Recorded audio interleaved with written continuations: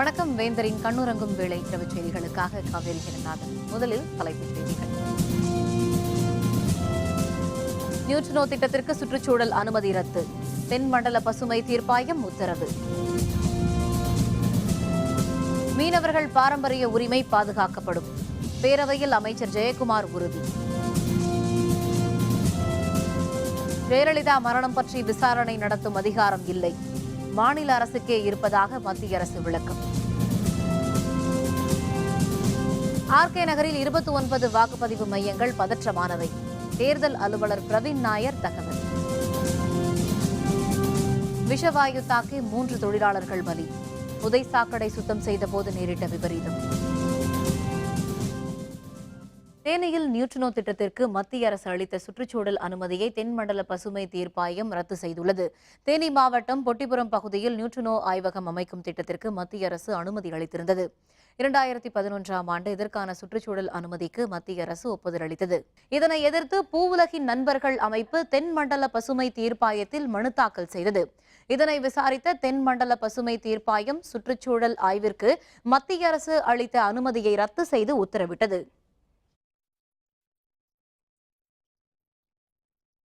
தமிழக மீனவர்களின் பாரம்பரிய மீன்பிடி உரிமை பாதுகாக்கப்படும் என மீன்வளத்துறை அமைச்சர் ஜெயக்குமார் உறுதியளித்துள்ளார்.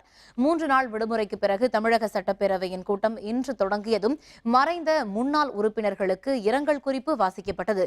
இதனையடுத்து நிதிநிலை அறிக்கை மீதான விவாதம் தொடங்கியது. அப்போது எதிர்க்கட்சித் தலைவர் ஸ்டாலின் மீனவர்களின் பாதுகாப்பு தொடர்பாக ஒத்திவைப்பு தீர்மானத்தை கொண்டு வந்தார்.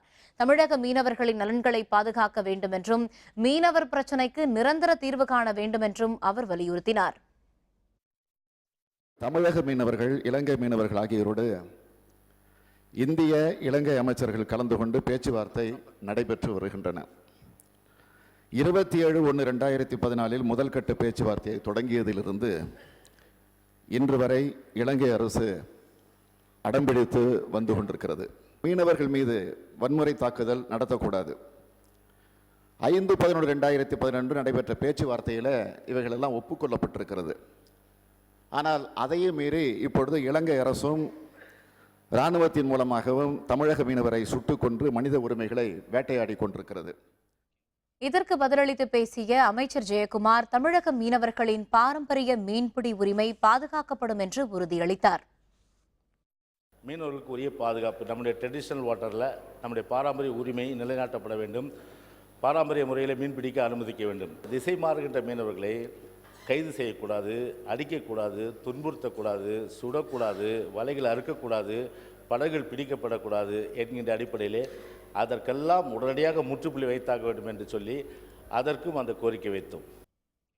மேலும் கோவை மாவட்டம் சூலூரில் கல்குவாரி வெடிவிபத்தில் உயிரிழந்தவர்கள் தொடர்பாக சிறப்பு கவன ஈர்ப்பு தீர்மானத்தை திமுக கொண்டு வந்தது. இதற்கு பதிலளித்து பேசிய தொழில்துறை அமைச்சர் சம்பத், விபத்து தொடர்பாக விசாரணை நடத்தப்படும் என்று தெரிவித்தார். விபத்து நடந்தவுடன் 18/3/2017 முதல் குவாரியின் அனைத்து பணிகளும் கோவை மாவட்ட ஆட்சியாளர் தடை செய்யப்பட்டு பணிகள் நிறுத்தி வைக்கப்பட்டுள்ளது. இந்த விபத்தில் மரணமடைந்த சக்திவேல் பாலியன் ஆகிய 2 தொழிலாளர்களுக்கும் நிவாரணம் வழங்குவது தொடர்பாக மாண்புமிகு முதலமைச்சர் அவருடைய கவனத்திற்கு கொண்டு செல்லப்பட்டு நடவடிக்கை மேற்கொள்ளப்படும் என்பதையும் தெரிவித்துக் கொள்கிறேன். பேரவையில் நிதிநிலை அறிக்கை மீதான விவாதத்தின் போது பேசிய திமுக உறுப்பினர் செங்குட்டுவன் 3 மாதமாக நியாய விலை கடைகளில் அத்தியாவசிய பொருட்கள் கிடைப்பதில்லை என்று குற்றம் சாட்டினார். இதற்கு பதிலளித்த உணவுத்துறை அமைச்சர் காமராஜ், ஓரிரு நாளில் அத்தியாவசிய பொருட்கள் கிடைக்க நடவடிக்கை எடுக்கப்பட்டு வருவதாக தெரிவித்தார். எங்களை பொறுத்தவரை நாங்கள் அனைவருக்குமே உணவு பாதுகாப்பு திட்டத்தினை விலையில்லா அரிசியின் மூலம் வழங்கிக் கொண்டிருக்கிறோம். உலகத்திலே மிகப்பெரிய திட்டமான அம்மாவுடைய உன்னத திட்டமான விலையில்லா அரிசி திட்டம் இருக்கிறது. விலையில்லாத அரிசி திட்டமும் செயல்படுத்தப்படும். தமிழக முதல்வர் ஜெயலலிதா மரணம் தொடர்பான விசாரணையை நடத்த மாநில அரசுக்கே அதிகாரம் இருப்பதாக மத்திய அரசு தரப்பில் தெரிவிக்கப்பட்டுள்ளது. சென்னையைச் சேர்ந்த அதிமுக தொண்டர் ஜோசப், டிராபிக் ராமசாமி உள்பட 3 பேர் சென்னை உயர்நீதிமன்றத்தில் பொதுநல மனு தாக்கல் செய்திருந்தனர். தமிழக முதல்வர் ஜெயலலிதா மரணம் தொடர்பாக ஓய்வு பெற்ற உச்சநீதிமன்ற நீதிபதிகள் கொண்ட விசாரணை குழுவை அமைக்க மத்திய அரசுக்கு உத்தரவிட அவர்கள் கோரியிருந்தனர். இது தொடர்பாக ஏற்கனவே நடைபெற்ற விசாரணையின் போது ஜெயலலிதா மரணம் தொடர்பான விசாரணை பற்றி மத்திய அரசு பதில் மனு தாக்கல் செய்ய நீதிபதிகள் உத்தரவிட்டிருந்தனர். இதனையடுத்து மத்திய உள்துறை அமைச்சகத்தின் சார்பில் சென்னை உயர்நீதிமன்றத்தில் மனு தாக்கல் செய்யப்பட்டது. ஜெயலலிதா மரணம் தொடர்பாக விசாரணை குழு அமைக்க மத்திய அரசுக்கு அதிகாரம் இல்லை என மனுவில் குறிப்பிடப்பட்டுள்ளது. மேலும் விசாரணை குழு அமைக்க மாநில அரசுக்குத்தான் அதிகாரம் உள்ளது என்றும் இந்த வழக்கில் இருந்து மத்திய அரசை விடுவிக்க வேண்டும் என்றும் கோரப்பட்டுள்ளது. இரட்டை இலை சின்னத்திற்கு உரிமை கோரி முன்னாள் முதல்வர் பன்னீர்செல்வம் தரப்பில் தேர்தல் ஆணையத்தில் பிரமாண பத்திரம் தாக்கல் செய்யப்பட்டுள்ளது. இரட்டை இலை சின்னத்தை தங்களுக்கே ஒதுக்க வேண்டுமென அதிமுக பொதுச் செயலர் சசிகலா தரப்பில் தேர்தல் ஆணையத்திடம் மனு அளிக்கப்பட்டது. இதேபோல் முன்னாள் முதல்வர் பன்னீர்செல்வம் தரப்பிலும் இரட்டை இலை சின்னத்தை ஒதுக்க வேண்டுமென மனு அளிக்கப்பட்டது. இதனிடையே பன்னீர்செல்வத்திற்கு ஆதரவாக மாவட்டம் வாரியாக நிர்வாகிகள் 6000 பேர் தேர்தல் ஆணையத்தில் பிரமாண பத்திரம் தாக்கல் செய்துள்ளனர். இது தவிர 60 லட்சம் பேர் உறுதிப்பத்திரம் தாக்கல் செய்ய இருப்பதாகவும் தகவல்கள் தெரிவிக்கின்றன. சென்னை ராதாகிருஷ்ணன் நகர் தொகுதியில் 29 வாக்குப்பதிவு மையங்கள் பதற்றமானவை என தேர்தல் அலுவலர் பிரவீன் நாயர் தெரிவித்துள்ளார். சென்னை ராதாகிருஷ்ணன் தொகுதியில் ஏப்ரல் 12ஆம் தேதி இடைத்தேர்தல் நடைபெறுகிறது. இதற்கான ஏற்பாடுகளை தேர்தல் ஆணையம் தீவிரமாக மேற்கொண்டு வருகிறது. இது தொடர்பாக சென்னையில் செய்தியாளர்களுடன் பேசிய தேர்தல் அலுவலர் பிரவீன் நாயர், ஆர்கே நகர் தொகுதியில் 256 வாக்குப்பதிவு மையங்கள் அமைக்கப்படும் என்று தெரிவித்தார். 21 மண்டலங்களாக பிரிக்கப்பட்டு தேர்தல் பணிகள் மேற்கொள்ளப்பட்டு வருவதாகவும் அவர் கூறினார். ஆர்கே நகர் தொகுதியில் மொத்தம் 256 வாக்குச்சாவடிகள் உள்ளன. அது 50 லொக்கேஷன் போலிங் ஸ்டேஷன் லொக்கேஷனில் இந்த 256 வாக்குச்சாவடிகள் உள்ளன. அதில் ப்ரிலிமினரி சர்வேல 15 லொக்கேஷனில் 29 போலிங் ஸ்டேஷன் பதட்டமான வாக்குச்சாவடிகள் என சர்வே செய்யப்பட்டுள்ளது. அதுக்கு தகுந்த நடவடிக்கைகளும் வருங்காலத்தில் எடுக்கப்படும். கடலூரில் விஷவாயு தாக்கியதில் துப்புரவு தொழிலாளர்கள் 3 பேர் பலியானார்கள். கடலூர் துறைமுகம் அருகே உள்ள கொட்டியாங்குப்பம் மற்றும் சோரியாங்குப்பம் பகுதிகளைச் சேர்ந்த 3 பேர் புதை சாக்கடையை சுத்தம் செய்து கொண்டிருந்தனர். அப்போது விஷவாயு தாக்கி அவர்கள் உயிரிழந்தனர். எந்த கவசமும் பாதுகாப்பு உபகரணங்களும் பயன்படுத்தாமல் சுத்தம் செய்வதில் அவர்கள் ஈடுபட்டதாக கூறப்படுகிறது.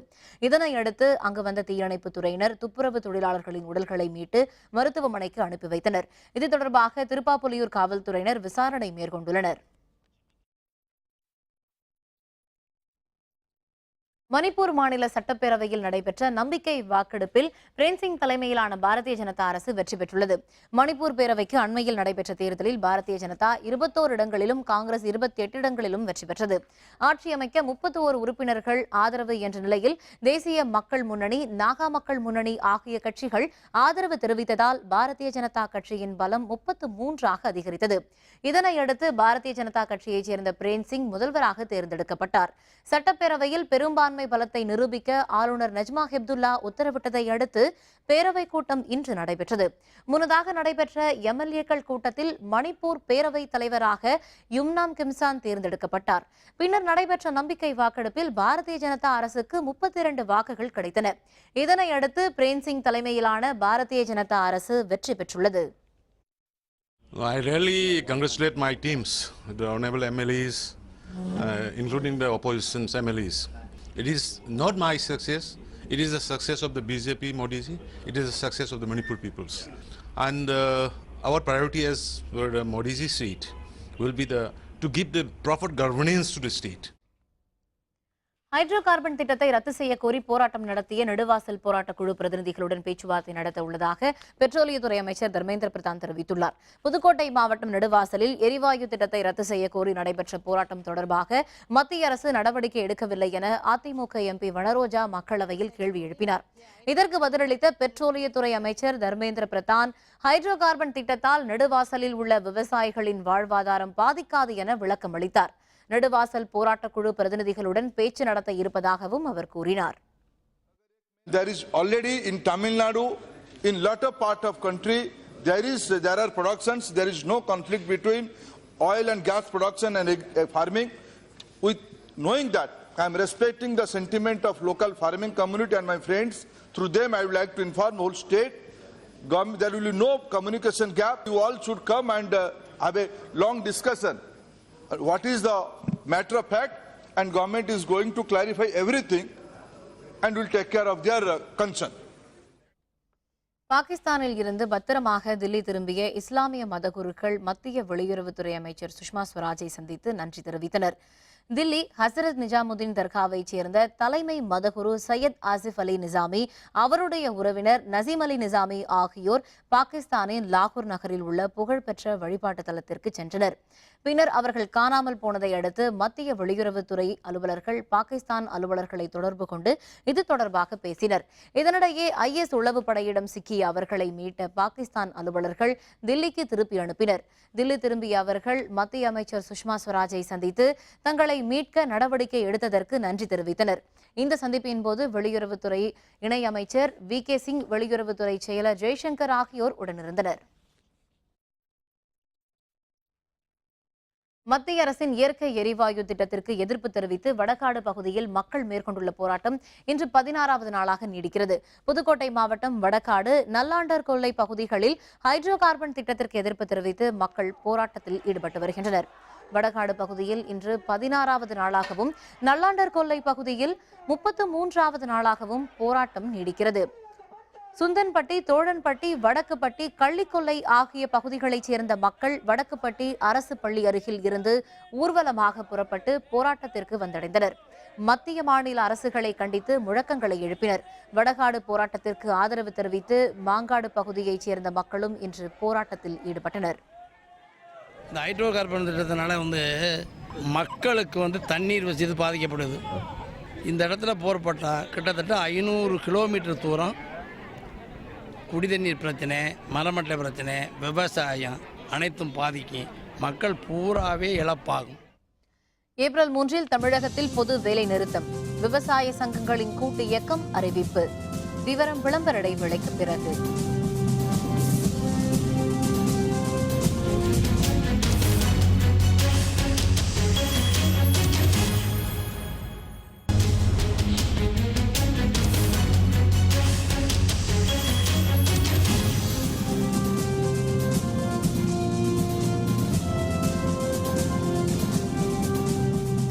செய்திகள் தொடர்கின்றன.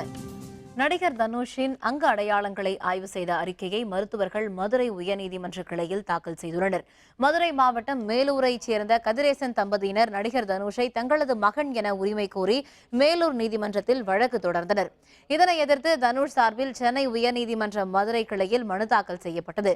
இதனை விசாரித்த நீதிபதிகள் அங்க அடையாளங்களை சரிபார்க்க நேரில் ஆஜராகுமாறு உத்தரவிட்டனர். நேரில் ஆஜராகிய தனுஷின் அங்க அடையாளங்களை சரிபார்த்து அறிக்கை தாக்கல் செய்யுமாறு அரசு மருத்துவர்களுக்கு நீதிபதிகள் உத்தரவிட்டனர். அரசு மருத்துவர்கள் சரிபார்த்த அறிக்கையை மதுரை அரசு மருத்துவக் கல்லூரி மருத்துவமனை தலைவர் மதுரை உயர்நீதிமன்ற கிளையில் சமர்ப்பித்தார். லேசர் சிகிச்சை மூலம் தனுஷ் உடலில் இருந்த அங்க அடையாளங்கள் அழிக்கப்பட்டுள்ளதாக அந்த அறிக்கையில் கூறப்பட்டுள்ளதாக தகவல் வெளியாகியுள்ளது. வழக்கின் அடுத்த விசாரணையை வரும் திங்கட்கிழமைக்கு ஒத்திவைத்து நீதிபதிகள் உத்தரவிட்டுள்ளனர். பள்ளிக்கல்வித்துறை மானிய கோரிக்கையின் போது பல முக்கிய திட்டங்கள் அறிவிக்கப்படும் என மாநில பள்ளிக்கல்வித்துறை அமைச்சர் செங்கோட்டையன் தெரிவித்துள்ளார். சென்னை நுங்கம்பாக்கத்தில் உள்ள பள்ளிக்கல்வித்துறை தலைமை வளாகத்தில் மாநில அளவிலான மேற்படிப்பு மற்றும் வேலைவாய்ப்பு சார்ந்த ஆலோசனை கருத்தரங்கம் நடைபெற்றது.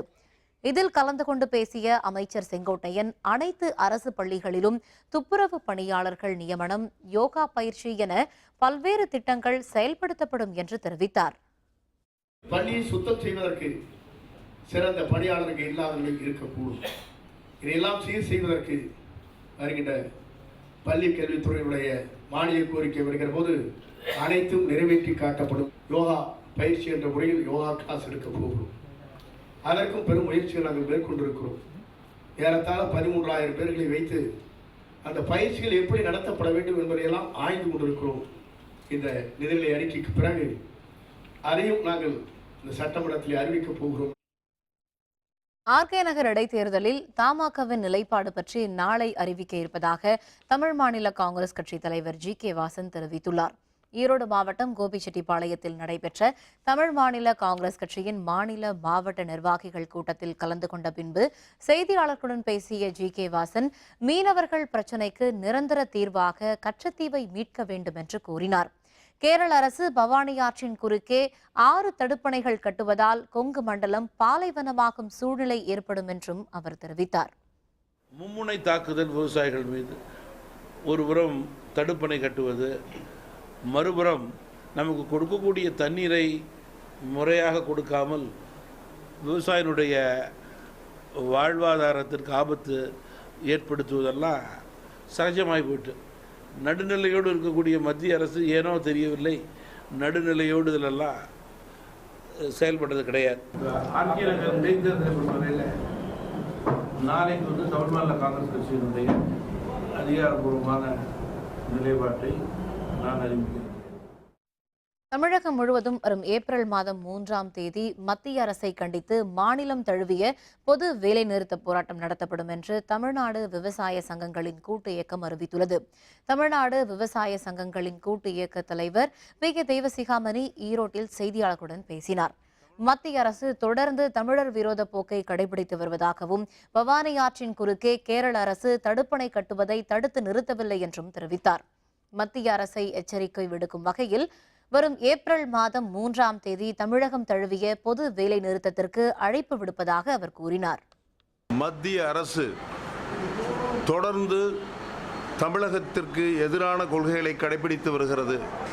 எந்த பிரச்சனையை எடுத்துக்கொண்டாலும் தமிழகத்திற்கு எதிரான நிலையவே மத்திய அரசு கடைபிடித்து வருகிறது. இதை கண்டித்து வருகிற ஏப்ரல் 3ஆம் தேதி தமிழ்நாடு முழுவதும் பொது வேலை நிறுத்தத்தை தமிழ்நாடு விவசாய சங்கங்களின் கூட்டு இயக்கம் அறிவிக்கின்றது. கோவை மாவட்டத்தில் திராவிடர் விடுதலை கழக பொறுப்பாளர் ஃபரூக் கொலை வழக்கு தொடர்பாக 2 பேர் நீதிமன்றத்தில் சரணடைந்தனர்.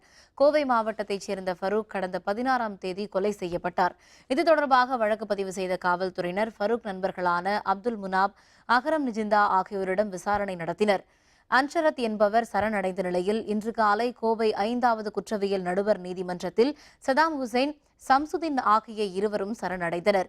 ஏப்ரல் 3ஆம் தேதி வரை காவலில் வைக்க நீதிபதி செல்வகுமார் உத்தரவிட்டுள்ளார்.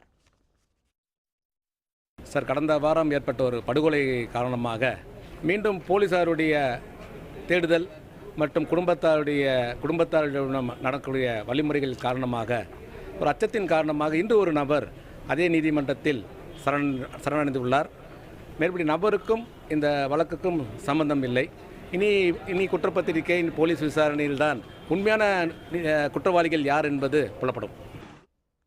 சென்னை துறைமுகத்தில் வருவாய்த்துறையினரின் தொடர் சோதனையால் பல கோடி ரூபாய் மதிப்பிலான கண்டெய்னர்கள் தேக்கமடைந்துள்ளன.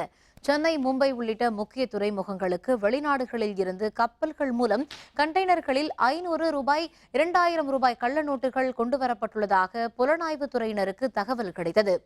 சென்னை துறைமுகம், காட்டுப்பள்ளி துறைமுகம், கண்டெய்னர் சேமிப்பு நிலையங்கள் போன்றவற்றில் வருவாய் புலனாய்வு துறை அலுவலர்களும் சுங்கத்துறை அலுவலர்களும் 4வது நாளாக இன்றும் சோதனையில் ஈடுபட்டனர். கண்டெய்னர்கள் சோதனை தொடர்வதால் லாரிகளுடன் காத்திருப்பதாக ஓட்டுநர்கள் தெரிவித்தனர்.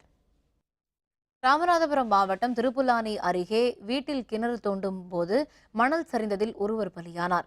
திருப்புல்லானி அருகே உள்ள சண்முகவேல்பட்டினம் பகுதியில் உள்ள குமார் என்பவரது வீட்டில் 4 பேர் கிணறு தோண்டும் பணியில் ஈடுபட்டிருந்தனர். அப்போது திடீரென மணல் சரிந்ததில் செல்வராஜ் என்பவர் மணலில் மூழ்கினார். மற்ற 3 பேரும் தப்பினர். செல்வராஜ் உடலை தீயணைப்புத் துறையினர் 4 மணி நேரத்திற்கு மேல் போராடி மீட்டனர். திருப்புல்லானி காவல்துறையினர் இது தொடர்பாக விசாரணை நடத்தி வருகின்றனர். கன்னியாகுமரி மாவட்டத்தில் அனைத்து பேரூராட்சிகளிலும் 100 நாள் வேலை திட்டத்தை நடைமுறைப்படுத்த கோரி மாவட்ட ஆட்சியரிடம் விவசாயிகள் கோரிக்கை மனு அளித்தனர். மாவட்டத்தில் உள்ள கிராமப்புறங்களில் நடைமுறைப்படுத்தப்பட்டு வரும் 100 நாள் வேலை திட்டத்தை அனைத்து பேரூராட்சிகளுக்கும் விரிவுபடுத்த வேண்டுமென விவசாயிகள் கோரிக்கை விடுத்துள்ளனர். தற்பொழுது கடுமையான வறட்சி நிலவி வருவதால் இதனை நடைமுறைப்படுத்த வேண்டுமென்று கோரி மாவட்ட ஆட்சியர் அலுவலகம் முன்பு இந்திய விவசாயிகள் தொழிற்சங்கத்தினர் போராட்டத்தில் ஈடுபட்டனர். 90 லட்சம் பேர்களுக்கு வாழ்வளிக்கக்கூடிய இந்த கிராமப்புற 100 நாள் வேலை திட்டம் என்பது தமிழ்நாட்டில் முறையாக அமல்படுத்துகிற நிர்வாக ஏற்பாடு இல்லை. இந்த மக்களுக்கு அரசாங்கம் உடனடியாக 100 நாள் வேலை திட்டத்தை அமல்படுத்தி சட்டக்கூலியை கொடுப்பதன் மூலம் தான் வறட்சியான காலத்தில் இந்த மக்களை பாதுகாக்க முடியும், இந்த மக்களுடைய வறுமையும் போக்க முடியும். ஓய்வு பெற்ற பணியாளர்களுக்கு முறையான ஓய்வூதியத்தை வழங்க வலியுறுத்தி விழுப்புரம் போக்குவரத்து அலுவலக நுழைவு வாயிலை முற்றுகையிட்டு போராட்டத்தில் ஈடுபட்டனர். முறையான ஓய்வூதியத்தை உடனுக்குடன் வழங்க வலியுறுத்தி தமிழகம் முழுவதும் கடந்த 16ஆம் தேதி முதல் போக்குவரத்து தொழிலாளர்கள் போராட்டத்தில் ஈடுபட்டு வருகின்றனர். 5வது நாளாக இன்று நடைபெற்ற போராட்டத்தின் போது கண்களில் கருப்பு துணிகளை கட்டியவாறு போராட்டத்தில் ஈடுபட்டனர். நாளை முதல் போராட்டத்தை தீவிரப்படுத்த இருப்பதாகவும் அவர்கள் அப்போது தெரிவித்தனர். தேனி அருகே புதிதாக அமையவுள்ள அரசு மதுக்கடைக்கு எதிர்ப்பு தெரிவித்து திரளான பெண்கள் ஆட்சியர் அலுவலகத்தை முற்றுகையிட்டனர். தேனி அருகே பூமரைகுண்டு கிராமத்தில் ஏற்கனவே அமைக்கப்பட்டுள்ள அரசு மதுக்கடையால் அந்த பகுதி மக்கள் பல்வேறு இன்னல்களை எதிர்கொள்கின்றனர். இதனிடையே மற்றொரு பகுதியில் செயல்படும் அரசு மதுக்கடையை இந்த பகுதிக்கு கொண்டு வருவதற்கான முயற்சிகள் மேற்கொள்ளப்பட்டுள்ளன. ஏற்கனவே செயல்பட்டு வரும் டாஸ்மாக் கடையை மூட வலியுறுத்தியும் புதிதாக தொடங்க உள்ள கடைக்கு எதிர்ப்பு தெரிவித்தும் மாவட்ட ஆட்சியர் அலுவலகத்தை பெண்கள் முற்றுகையிட்டனர். காவல்துறையினர் பேச்சுவார்த்தை நடத்திய பின்னர் மாவட்ட ஆட்சியரிடம் கோரிக்கை மனு அளிக்கப்பட்டது. எங்க ஊர்ல டாஸ்மாக் கடை வருது புதுசா. எங்க ஊர் வேலையே இல்லை. எங்க ஊர்ல குடும்ப பெண்கள் தாலியை பறிச்சுட்டு போய் கூட குடிச்சிட்டு அவங்க அங்கேயே ரோட்ல படுத்திருக்காங்க. இந்த கடை எங்களுக்கு இருக்கவே இருக்கக்கூடாதுங்க. குடும்பமும் பாதிக்குது, பள்ளிக்கூட குழந்தைகளும் பாதிக்குது, ஊரும் பாதிக்குது.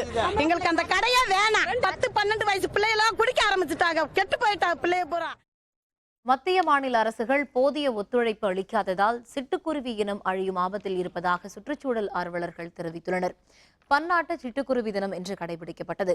வயல்வெளிகளில் பரப்பளவு ஆண்டிற்காண்டு குறைந்து வருவதை அடுத்து அதனை சார்ந்து வாழும் உயிரினமான சிட்டுக்குருவிகளின் எண்ணிக்கை குறைந்து வருகிறது.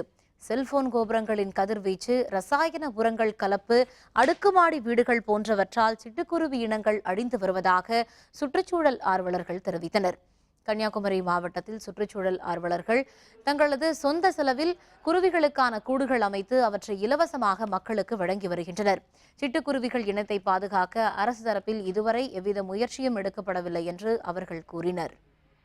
எப்போவுமே மனுஷனோட ரொம்ப இணைஞ்சி வாழக்கூடிய ஒரு பறவை தான் சிட்டுக்குருவி. இன்னைக்கு பார்த்தீங்கன்னா சிட்டுக்குருவியை எங்கேயுமே காண முடியல, ரொம்ப அழிஞ்சு போச்சு. அங்கங்கே ஒரு 4 ஜோடி 2 ஜோடி அப்படி இப்படின்ட்டு இருக்கு. போதிய விழிப்புணர்வை ஏற்படுத்தி அரசு, மாவட்ட நிர்வாகம் எல்லாரும் இணைஞ்சு இந்த பறவையை நம்ம காப்பாற்றுறதுக்கு நல்ல முயற்சியை எடுக்கணும். ஆஸ்திரேலியாவுக்கு எதிரான கிரிக்கெட் போட்டி டிராவில் முடிந்த டெஸ்ட் விவரம் விளம்பர இடைவேளைக்கு பிறகு.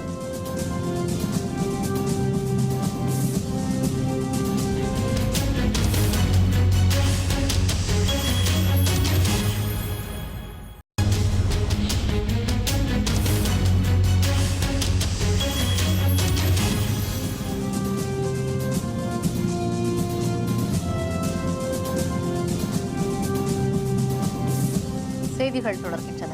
இனி அயலக செய்திகள்.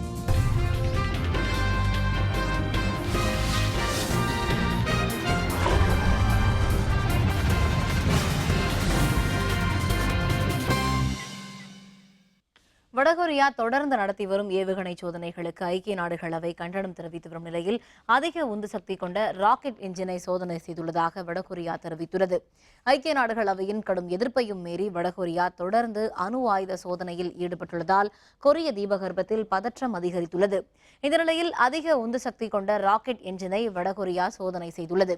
இந்த சோதனை பற்றி கருத்து தெரிவித்துள்ள வடகொரிய அதிபர் கிம் ஜாங் உன் நாட்டின் ராக்கெட் தொழில்நுட்பத்தில் புதிய பரிமாணம் அடைந்துள்ளதாக குறிப்பிட்டார். இந்த என்ஜின் மூலம் அதிக தூரத்திற்கு ஏவுகணைகளை செலுத்துவது எளிதாகும். இந்த என்ஜின் சோதனை நடத்தப்பட்டுள்ள நிலையில் ஏவுகணை தொழில்நுட்ப திட்டத்தில் பணியாற்றும் ஊழியர்கள் மகிழ்ச்சி கொண்டாட்டங்களில் ஈடுபட்டனர்.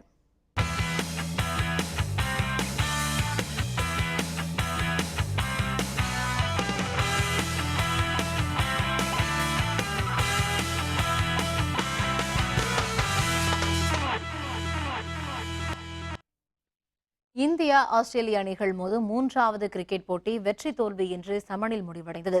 ஜார்க்கண்ட் மாநிலம் ராஞ்சியில் நடைபெற்ற போட்டியின் முதல் இன்னிங்ஸில் ஆஸ்திரேலிய அணி 451 ரன்களுக்கு ஆட்டமிழந்தது. இதனைத் தொடர்ந்து விளையாடிய இந்திய அணி 9 விக்கெட்டுகள் இழப்பிற்கு 603 ரன்கள் எடுத்திருந்த போது டிக்ளேர் செய்தது. இதன் மூலம் இந்திய அணி 152 ரன்கள் முன்னிலை பெற்றது. இதையடுத்து 2வது இன்னிங்ஸை தொடங்கிய ஆஸ்திரேலிய அணி நேற்றைய ஆட்ட நேர முடிவில் 2 விக்கெட்டுகள் இழப்பிற்கு 23 ரன்கள் எடுத்தது. போட்டியின் கடைசி நாளான இன்று தொடர்ந்து விளையாடிய ஆஸ்திரேலிய அணி 6 விக்கெட் இழப்பிற்கு இழப்பிற்கு 204 ரன்களை எடுத்தது. இதனால் போட்டி வெற்றி தோல்வியின்றி சமனில் முடிவடைந்தது. 4 டெஸ்ட் போட்டிகள் கொண்ட தொடரில் இரு அணிகளும் 1-1 என்ற கணக்கில் சமநிலையில் உள்ளன. இந்தியா ஆஸ்திரேலியா அணிகள் மோதும் கடைசி டெஸ்ட் போட்டி வரும் 25ஆம் தேதி தர்மசாலாவில் நடைபெறுகிறது. மீண்டும் தலைப்புச் செய்திகள். நியூட்ரினோ திட்டத்திற்கு சுற்றுச்சூழல் அனுமதி ரத்து. தென்மண்டல பசுமை தீர்ப்பாயம் உத்தரவு. மீனவர்கள் பாரம்பரிய உரிமை பாதுகாக்கப்படும். பேரவையில் அமைச்சர் ஜெயக்குமார் உறுதி. ஜெயலலிதா மரணம் பற்றி விசாரணை நடத்தும் அதிகாரம் இல்லை. மாநில அரசுக்கே இருப்பதாக மத்திய அரசு விளக்கம். ஆர்கே நகரில் 29 வாக்குப்பதிவு மையங்கள் பதற்றமானவை. தேர்தல் அலுவலர் பிரவீன் நாயர் தகவல். விஷவாயு தாக்கி 3 தொழிலாளர்கள் பலி. புதை சாக்கடை சுத்தம் செய்தபோது நேரிட்ட விபரீதம். இத்துடன் வேந்தரின் கண்ணுறங்கும் வேளை இரவு செய்திகள் நிறைவடைந்தன. மீண்டும் நாளை காலை 8 மணிக்கு இளங்கதிர் காலை செய்திகளில் சந்திப்போம். வணக்கம்.